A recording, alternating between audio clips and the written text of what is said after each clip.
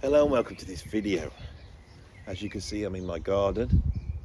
It was quite nice and sunny when I started, but it's going a bit grey now. It's a bit foreboding. I thought I'd come outside,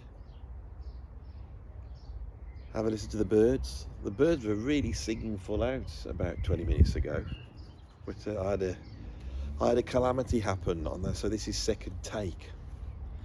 And now it's greyer and the birds aren't quite as loud. There are those who moan about background noise on my videos, but I like the sound of English birds, and the best way to accompany the sound of English bird song is with a nice cup of tea. I've got myself a cup of tea, and I have my latest haul of records from the last record fair, because I didn't actually video it.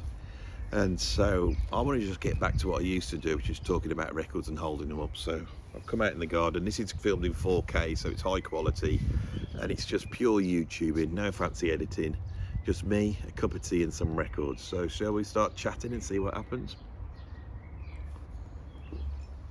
The first on my list is, right, let's see what we've got here. Right, first up is this one. Let's take it out of the protective plastic square. This is Mystical Adventures by Jean-Luc Ponty, released in 1982. Of course, Jean-Luc Ponty has that incredible run of classic fusion albums, and he really doesn't put a foot wrong, starting with Upon the Wings of Music, going all the way through up until this, and he keeps going. This one, often being an 80s album, doesn't get thought of in the classic list of like Enigmatic Ocean, you know, and the other ones that he did, that Cosmic Messenger and all that. But this one's absolutely incredible. On Atlantic Records, high production values, incredible band, which includes Jean-Luc Ponty and then Jamie Glazer on guitar, the incredible Rayford Griffin on drums, one of my favourite drummers, Randy Jackson on bass, and Chris Ryan on electric piano and synthesizers. This album was the first Jean-Luc Ponty album I ever bought. I bought it in Birmingham around about 1984, a couple of years after it had just come out. That's why it was in the shops at the time. I'd heard of Jean-Luc Ponty, I saw that cover, I was into prog, and so I bought it, and it didn't let me down. On side one was a whole sideline track called Mystical Adventures, which sounded to me, well, I didn't know it at the time, but it sounds like a sort of mixture of jazz rock fusion, very precise, it's the Mahavishnu, but much more controlled compositionally, mixed with a sort of minimalist influence from people like Philip Glass and Steve Reich.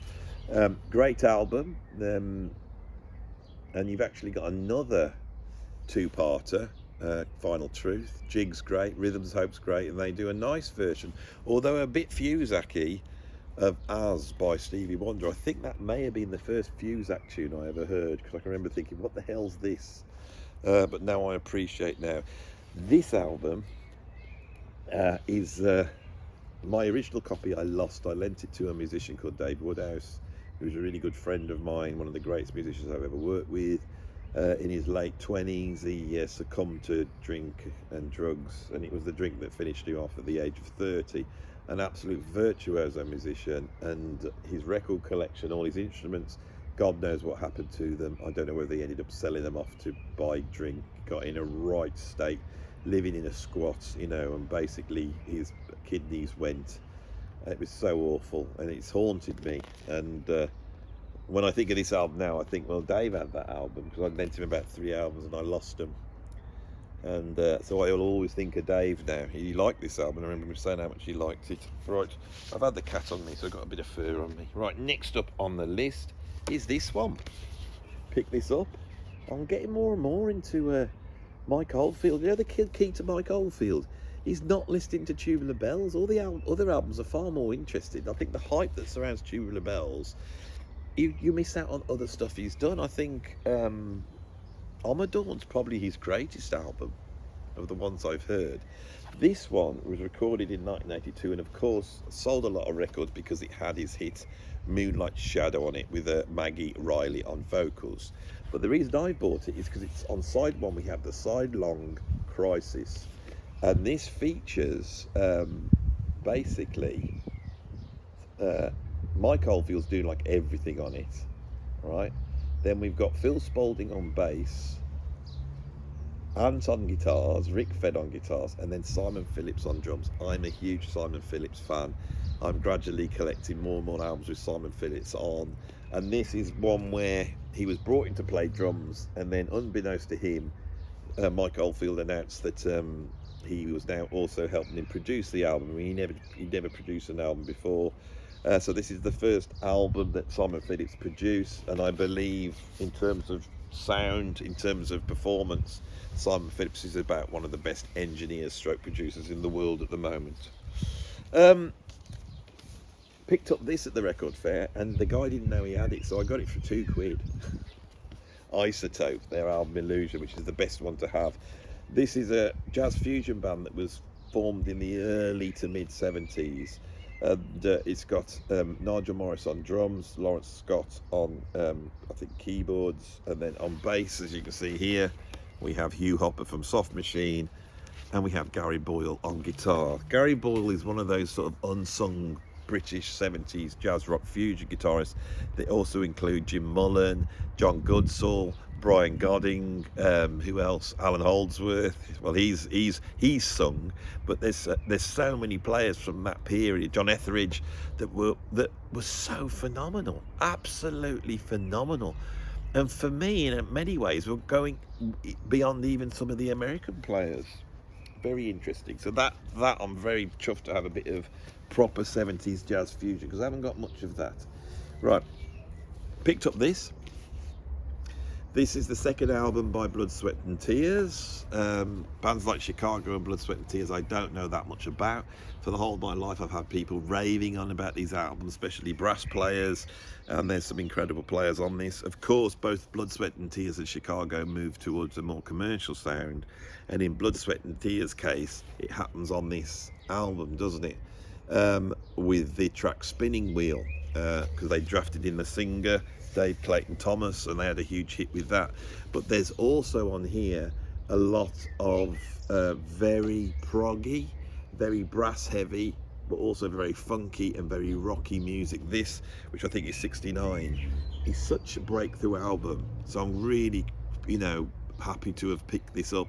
We've got things like variations on a theme by Exati. We've got variations on a theme as well, which is a great big epic on here. You've got Blues Part 2. This is a really interesting album, so I'm really glad to have that. I think that's the album to have for Blood, Sweat and Tears. Right, look at this one. This is a band I am slowly really getting into. I've always loved them, but I've never ever really listened to them. It's really hard to get the stuff on vinyl, right? You don't see it, which means it's great. So also the guy didn't know he'd got this, so I got this for £2 as well. Oregon, and this album is called Friends, and I don't think it's got any special guests on it. I mean, I can see Benny Lee Wallace on tenor saxophone, but on the whole it looks like the standard lineup, I would say. Ralph Towner on guitar, piano, Colin Walker on percussion, Glenn Moore on flute and saxophone, Paul McCandless on bass clarinet. It's the standard sound. Look at them there. And if you don't know what Oregon is like, it's like hippie, folky jazz fusion. Beautiful. Oh, there's a version of Time Remembered on here by Bill Evans. That will be beautiful. And they also do Timeless by John Abercrombie, which of course is off the classic album. Timeless came out in 1975. This is 1977. And then this is, I know some of the sort of classic 70s Oregon albums, and the live album is supposed to be the one you should get, but this looks in the classic period. Don't know this album at all, haven't listened to it yet, so that's quite exciting to have that in my collection. Talking of Blood, Sweat and Tears, I also got this. I meant talking of Chicago. I've also managed to pick this up, and I think this is the album that you have to own. Have I got the poster inside it? Let's have a look. So there's a poster inside here. Oh my God, I love record fairs. So I have inside here the Chicago poster that came with this album. I can't see it. Can you see it? Of course you can see it. I'm on wide angle. Now, I got this primarily because another musician I've been really getting into is the late great Terry Kath, who died in 1974 of a drug overdose, I believe. And Terry Kath is another one of these great guitar heroes, unsung. And this album, which I think is, this could be the first album, 1969-70. I don't know much about this, you see. This is where I'm learning. I can't even see the track list. Right, it's a double album as well. Moving on the road, poem for the people in the country, wake up sunshine, ballet for the girl, Buchanan, make me smile. I haven't heard of any of these. There seems on side 2 to be an epic. And there could well be an epic on side 4 because we've only got 2 tracks. This is a very interesting mix of American prog, brass heavy, taking influences from soul, but also taking influences from psychedelic rock. And these bands, they must have thought, especially when they started having hit records, that this was going to be the defining sound of the 70s. But of course, it sort of morphs into Earth, Wind and Fire, doesn't it, and stuff like that. And they themselves, you know, by the 1980s, Chicago have become a sort of AOR, middle of the road, you know, yuppie band. But actually, they started out like this. I wish I could say more about it. I'm no expert, right? I picked up a copy of this, right? This is the first album by the Moody Blues I've ever owned. This is one of the first times I've ever mentioned the Moody Blues. This is obviously the classic album where they found out that their label Deram wanted to do an album with an orchestra, and because the money was already spent, they decided to make an album alongside them. And in bringing together in 1967 a rock band and an orchestra, 67 this is like, really, we have to be honest, this is like maybe Pink Floyd's first album, Piper at the Gates of Dawn, maybe even Sgt. Pepper, Hendrix's first album maybe, and this one, this is where it starts. Fusion and prog, the whole thing. This is where it starts with this album. Now, I have to be honest, I've listened to this album a few times, but not properly. I've never sat down and gave it a great listen. Now, of course, Moody Blues are one of those bands that come from around here, along with ELO and Led Zeppelin and Judas Priest and Black Sabbath. And they're one of those bands, so and they've sold millions of records. So I feel like I've missed out. I think I've even played on a few tracks with some of the members off out of Moody Blues. Which one have I played? Has it got the lineup on here? They didn't put who was on the albums back then, did they? Have we got anything inside? No? So, do you want to see the Deram label? God, this is a thick piece of vinyl.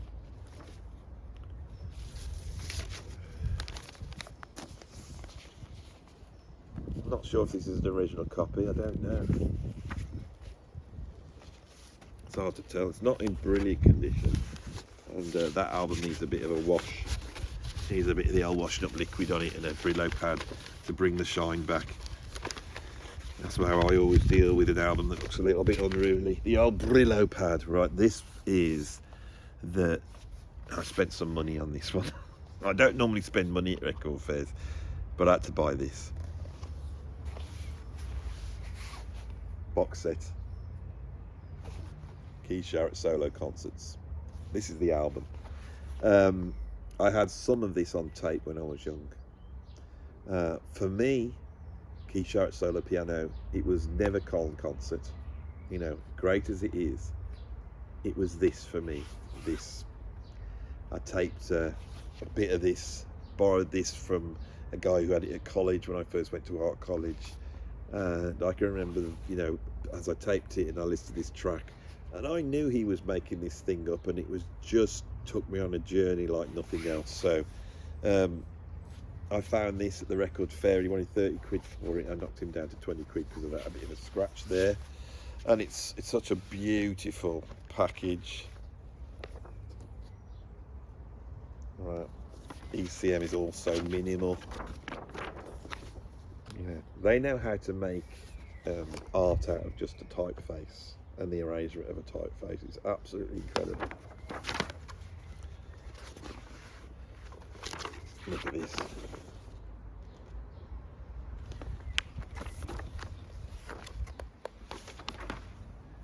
Got a quote from Keith Jarrett here. And a statement from Manfred Eicher. This is quite short. I'll read this out. See what it says. We have in our possession several other concerts, and initially were preparing to release all of them. But however good the music was, we were not prepared to release inferior recordings in the technical sense, and we were determined to present the music in the optimum condition. This is one of the things about ECM Records. Is Manfred Eicher also always released absolutely pristine production, unlike many other labels at the time. Thus we cancelled a possible additional 3 LPs, and our careful selection brought us to the release of these 2 concerts. Having, of course, been at all of the concerts, we found a great disparity between being able to hear the music, feel the audience, and see the results of the effort, and merely hearing the music on the speakers. So suddenly the technical aspect began to outweigh the other aspects, and was a potential threat to the music. We feel that this album is true to itself and the audience from every angle, and that our care will provide us with more than equal benefits in our lives, that we have given you the closest thing to being there. So what he's talking about is technically balancing a pristine recording of that piano with the feeling of the room and the reaction of the audience. Now it's quite interesting because Keith Jarrett is famous for demanding, no reaction to the audience, and for them to sit there very still. But obviously there's an excitement of knowing that with Jarrett, who was a superstar, quite a big audience at this time focused on what he was doing. But that always is the case. When you produce live recordings, often the problem is that you can really isolate everything down, and then you could start to fix certain things. And of course, we know albums like Live and Dangerous and Unleashed in the East by Julius Priest, that those albums were tinkered with, or like Exit Stage Left, that they did so many recordings that they edited every single mistake out of it. And I don't think it works. So it's interesting to broach that. Now, what is actually on here? Because what we've got is 2 concerts and what looks like 3 discs. And I haven't got a clue which one I recorded. I know I didn't record all of them because I only had 1 tape. So these got no titles. Bremen, July the 12th, 1973, Part 2. Bremen, July the 12th, 1973, Part 1. So that's Bremen. Then this one is Lucerne, March the 20th, 1973, Part 1, 22 minutes. And Bremen, July the 12th, 1973, Part 2B. So that's obviously the swap over, and this should be all Lucerne, March 20th, 73, Part 2B, and Part 1B and Part 2A. God, it's really complex to listen to them in order, isn't it? Remember when you had to work things like that out before digital did it all for you? So I'm really chuffed to have that. At the moment, up until I got this, I wasn't actually in possession of any of the solo piano stuff, having lost my Moth of the Flame album, which I had on CD. I've never owned a copy of the Cole concert, and then I had this on cassette tape. That's all I've had, so I'm really chuffed to have got that. So this was standard YouTubing, wasn't it? Straight down the line, no messing. Hope you enjoyed it. A bit relaxing for you. This'll never get the views. It's not to be. So the sun's come out. Birds are now singing full out. It's pretty. Nice. Thanks for watching this video. If you liked it, stick a like on it. If you want to see some more stuff like this in the garden, say in the comments, and subscribe so you can see it when it comes out. I've got a Patreon. You can become a free member or a paid up member. I also have a membership here. I have a PayPal tip jar if you want to give me a financial treat, which I appreciate very much. I also have a Bandcamp with 50 albums on there that you can subscribe to and get all 50 for the cost of 1 album. And I have a Substack that's got loads of essays and podcasts and all sorts of stuff. It's all there.